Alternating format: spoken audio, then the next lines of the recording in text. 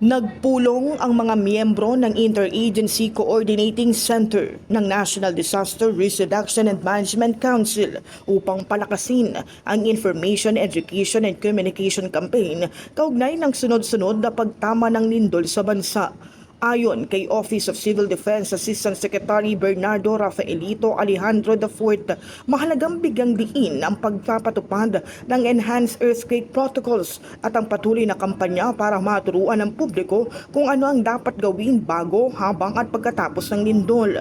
Isaan niya sa mga pangunahing hamon ngayon ng NDRRMC ang pagpapalaganap ng tamang impormasyon sa mga lokal na komunidad, kaya't gagawa sila ng comprehensive plan upang mas mapalawak ang kaalaman ng mamamayan hinggil sa paghahanda sa lindol.